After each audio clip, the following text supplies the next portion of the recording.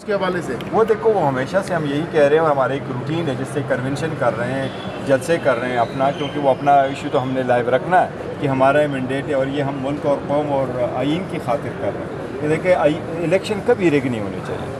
آپ خود سوچیں، آپ لوگ کھڑے ہیں، آپ یہ سمجھتے ہیں نا، آپ کبھی جنرل پبلک میں جائیں، الیکشن کبھی بھی ریگ نہیں ہونے چاہیے. یہ قوموں کی سب سے بہترین اور اس میں زیادہ سے زیادہ ٹرن آؤٹ ہونا چاہیے، فیسلٹیز پرووائڈ. لیکن بیرسٹر غور صاحب، جون کا مہینہ شروع ہو چکا ہے، تپتی ہوئی دھوپ مزید آگے اگلے مہینوں میں ہوگی، تو احتجاجی تحریک میں تاخیر کی وجہ کیا ہے؟ نہیں، احتجاجی تحریک جو ہمارا یہی تحریک اسی طریقے سے چلنا ہے. ہم نے کنونشن کرنا ہے اور جہاں جہاں ضرورت، ابھی ہمارا 8 کو جلسہ ہے، سوات میں جلسہ ہوگا، آپ لوگ بھی آئیں انشاءاللہ، بہت بڑا جلسہ ہوگا صاحب. آخر میں یہ بتا دیں کہ عدت کیس جو ہے اس میں محمد افضل مجوکا کو ریفر کیا گیا ہے.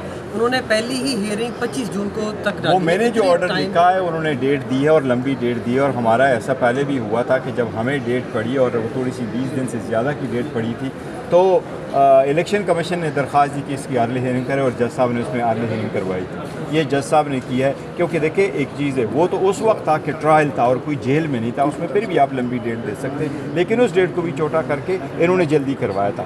جب کوئی اپیلنٹ جیل میں ہوتا ہے تو ہیئرنگ ہر صورت ہونی چاہیے اور جلدی ہونا چاہیے، اس لیے ہم درخواست دیں گے ارلی ہیئرنگ اس کی جلدی. بیرسٹر غور صاحب، علی امین گنڈا پور صاحب نے کہا ہے کہ جن لوگوں نے سائفر کیس بنایا تھا ان کا بھی اب احتساب ہوگا، کیونکہ بہت زیادہ خرچہ بھی اس کیس پر آیا ہے. تو کیا آپ اس کا ایک ساتھ سٹینڈ کریں گے علی امین گنڈا پور صاحب کی اس بیان پر؟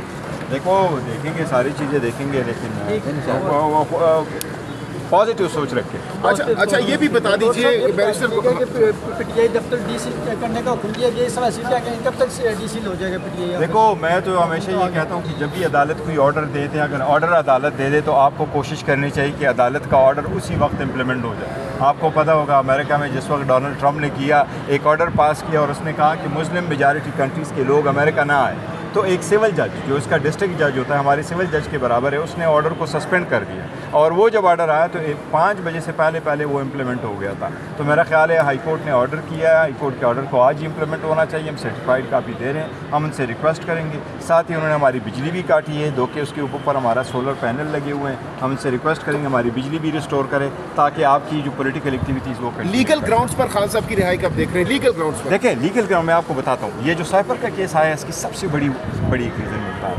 یہ کیس ایسا ہے کہ اس میں خان صاحب کی ایکویٹل کی اور جج صاحبان نے اب سب کے سامنے کہا کہ this is a case of no evidence. سب سے بڑی بات ہے کیس آف نو ایویڈنس. یہ وہ کیس نہیں ہے جس میں ان کو بینیفٹ آف ڈاؤٹ دیا گیا، بل یہ کہا گیا ہے کہ ایویڈنس نہیں ہے. Thank you. تو مہینہ 2 مہینے کتنے عرصہ لگ سکتے ہیں خان صاحب کو باہر آنے میں؟ جلدی انشاءاللہ. ٹھیک ہے.